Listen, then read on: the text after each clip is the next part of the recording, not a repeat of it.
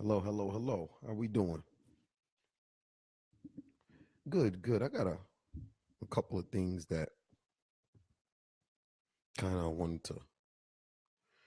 to touch on, and I find in people that I'm dealing with, and um, people who I've been blessed to spiritually mentor and to be in their lives, and also even in my day to day dealings, me in talking with people and seeing how people are interacting with other people. I find that what's happening with a lot of us is we're really upset. We get upset at other people for being who they are. Now, let me tell you, people tell you who they are just in casual conversation. I remember when I played youth football, and one of the coaches said to me, he said, Malik, because we was losing to the team, and he said, I was getting confused with the plays, and I was playing linebacker. And he said to me, he said, Malik, your problem is you need to believe what you see and stop trying to figure out what you think they're trying to do, and just believe what you actually see. And that was said to me maybe when I was 12, 13 years old playing youth football. But I found that what he was actually saying to me, it was actually a life lesson, that if I believe what I see, it really cuts out a lot of the confusion when I'm interacting with people. So I say to people, I say, 85% of life and life's dealings is dealing with other human beings. Why? Because we're on a planet with humans. I mean, I interact with my dogs. I might have a car, a house, but all of those things consist of my interactions with other people. And I find that when I'm getting mad at people, it's because I set up unrealistic expectations about what I think they should be, do, and how they should view something. Those three things, remember those three things: how I think they should be, what I think they should do, and how I think they should view something. I find that, I don't know about anybody else, but I could get very irritated when somebody doesn't view something the way that I view it. I can get very irritated, just in casual conversation, because I'm thinking, hey, you don't see what I see? How you don't understand it the way that I'm understanding it?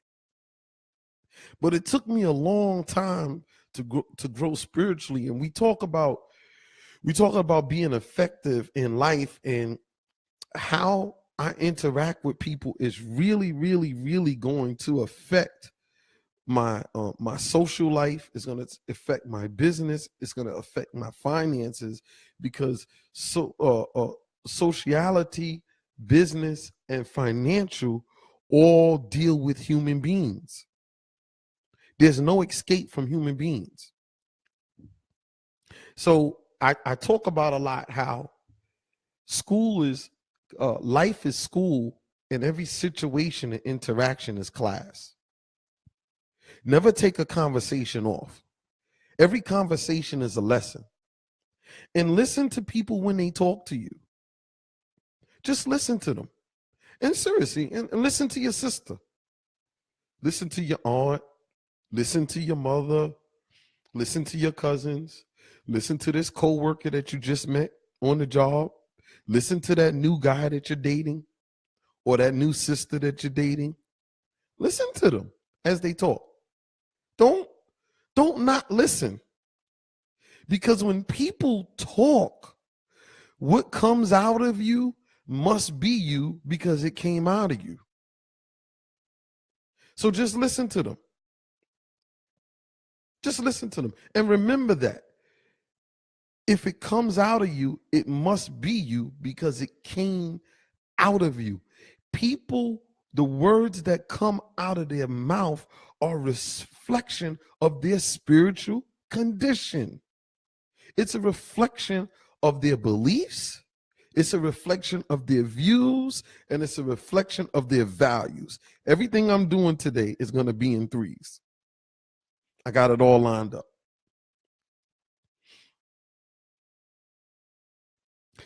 So what happens is, this is the beginning of the disease of human interaction that's going to start to go wrong.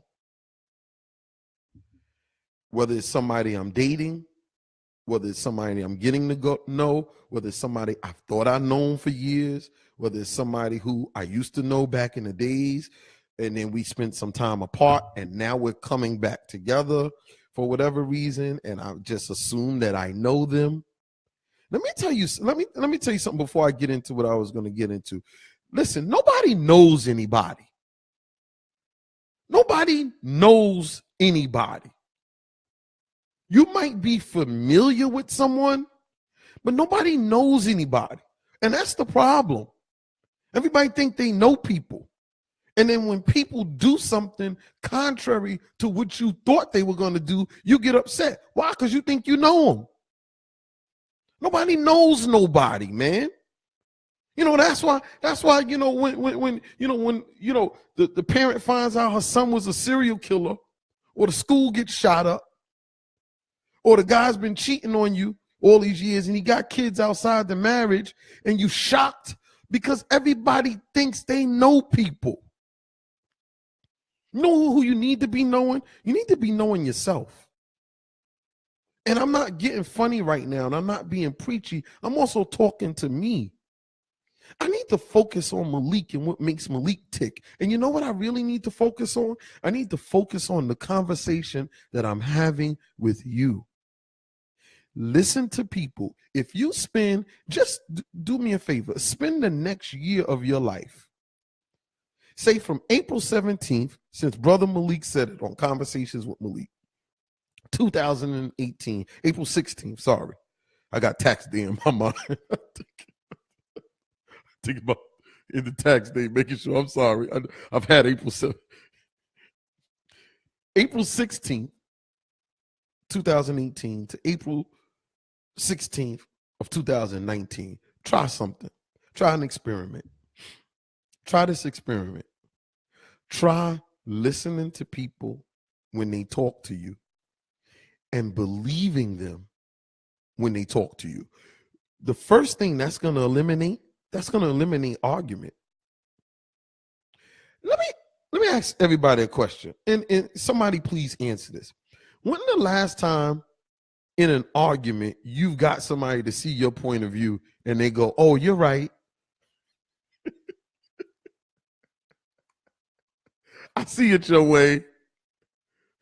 When you having a heated discussion going back and forth, and you're like, "Yeah, but when you did this, but see, you don't see when you do this," and then that person goes, "Yeah, but I'm just trying to tell you, and you're not listening to this," and then you try to make a point, and they try to make a point, and you try to make a point, and they try to make a point.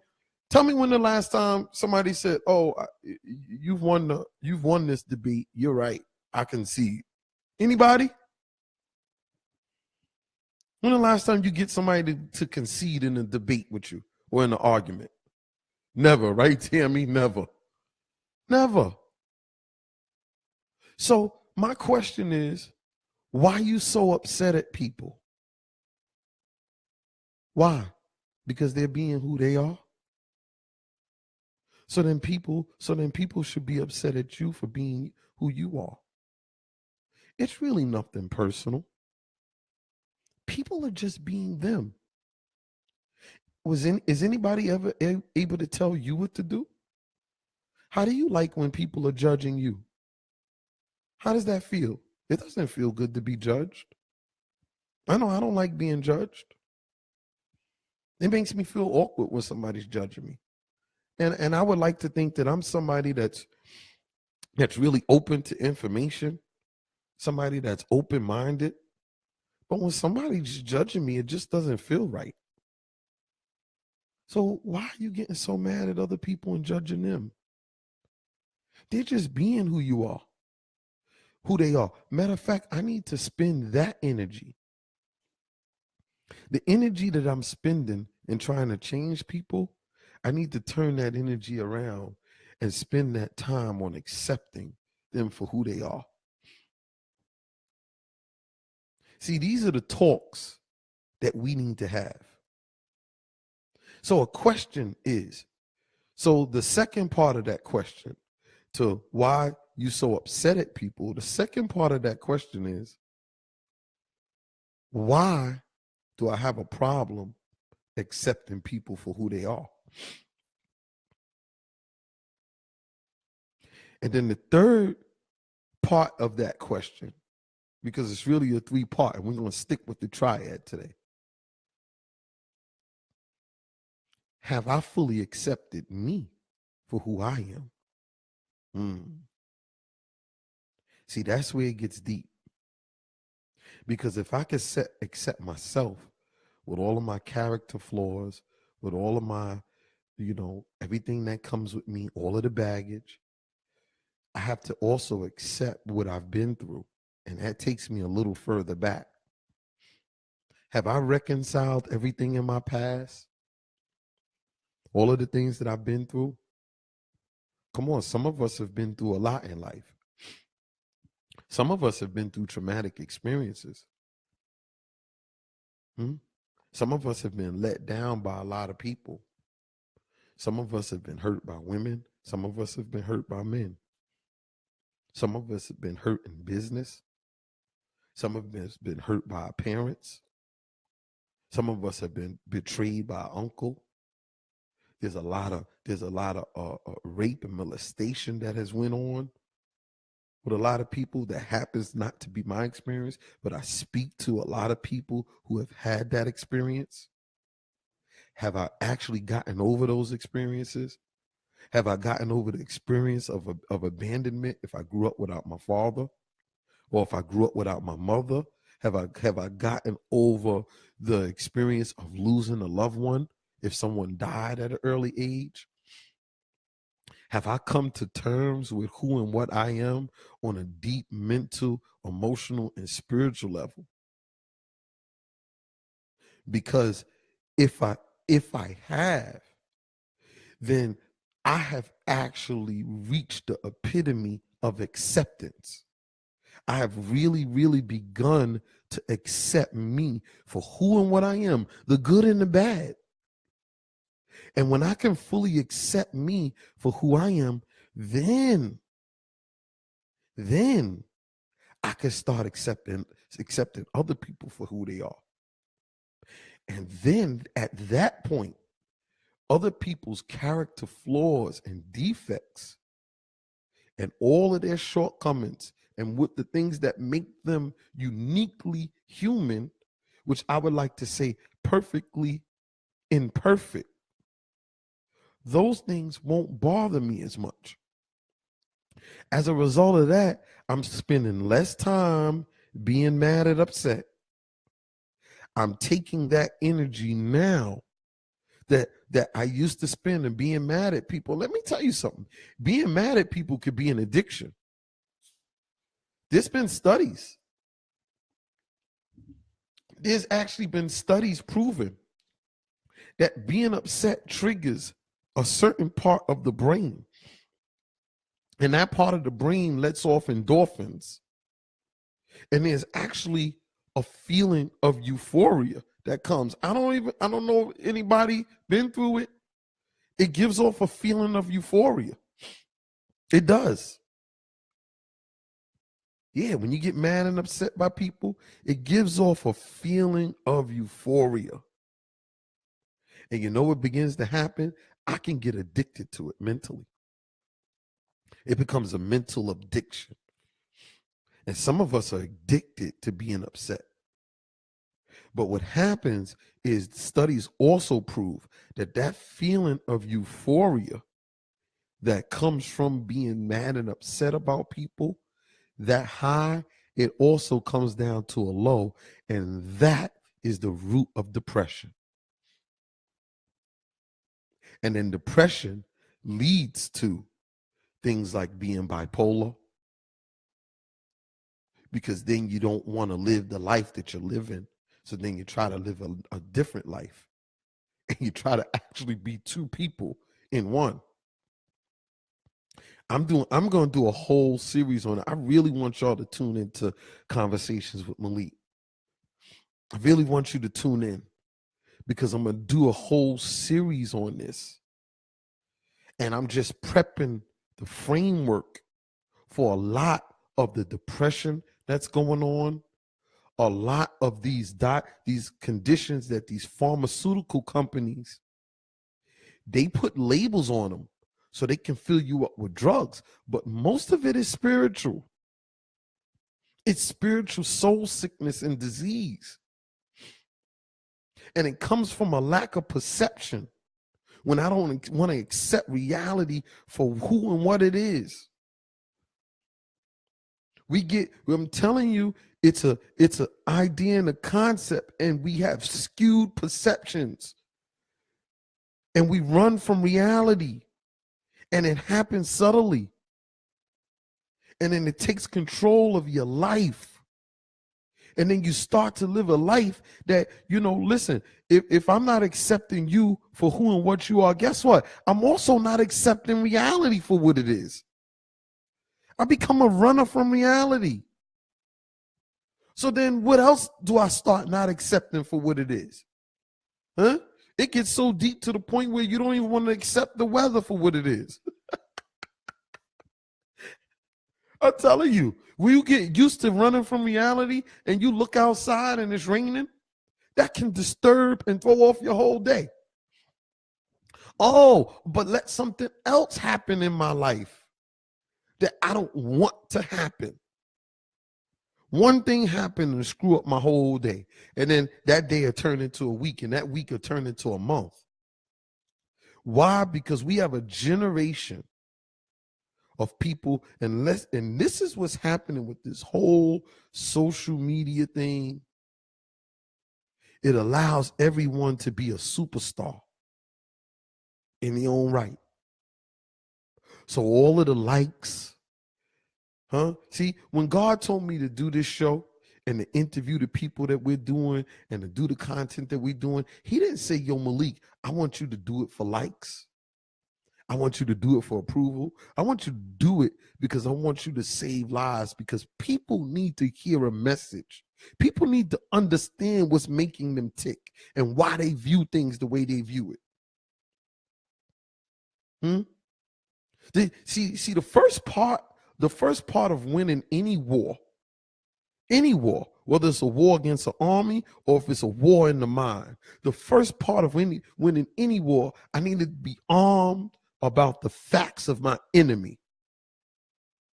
And a lot of us are in the fight and we don't even have a weapon. You want to fight spiritual disease and mental sickness and mental illness, and some of us are mentally ill and we don't think we are. But let me tell you something. If you can't accept people for who they are, that's a form of mental illness.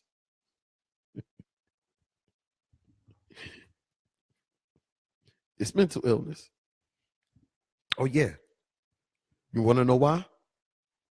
Because it's the mind of a person that you're far from present moment awareness. Because present moment awareness is right now at 9/16, April 16th, 2018. I'm living in this moment, and this moment is the only thing that's real. This moment's real. Earlier today isn't even real anymore. Tomorrow's not real. This moment is real. This moment is reality. And I need to learn the lessons from the moment. Life is school, and each situation and each instance and each interaction with another person is class. And a lot of us are failing school because we're not learning the lessons in class. And one thing about learning a lesson is I need to accept the information that's being presented to me. And people are telling you who they are. Oprah said it best. Oprah said, when people tell you who they are, please believe them. Just believe them. It might hurt. And that's what's happening. That's really what's happening.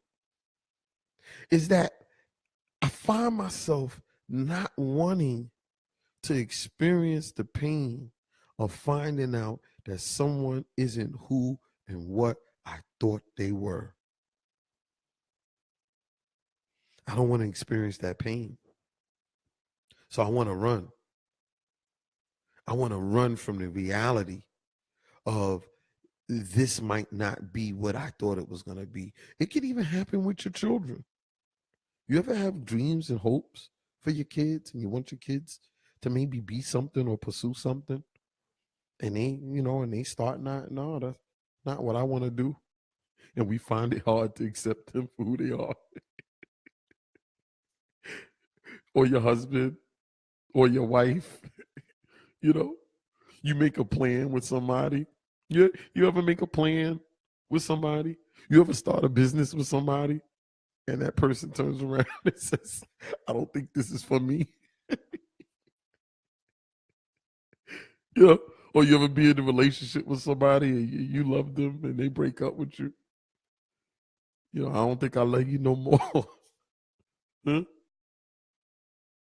Or they tell you they found somebody else.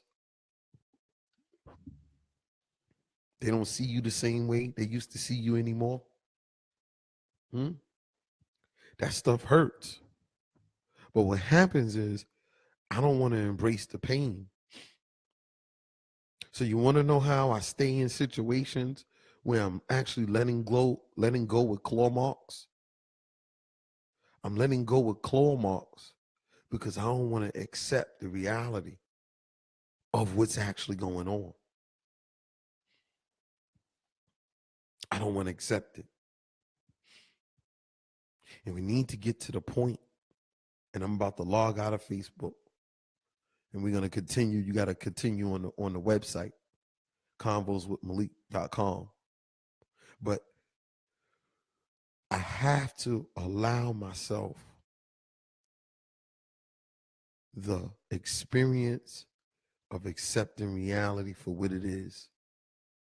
No matter how painful it is, no matter how tough it is, accept people for who they are, accept reality for what it is, no matter how painful it is, and don't get mad at people for being who and what they are.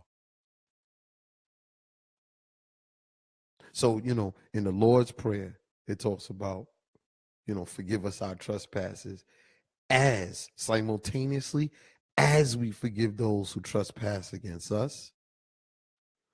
I would like to say, accept people for who and what they are, as I would like people to accept me for who and what I am. Peace and blessings. Conversations with Malik.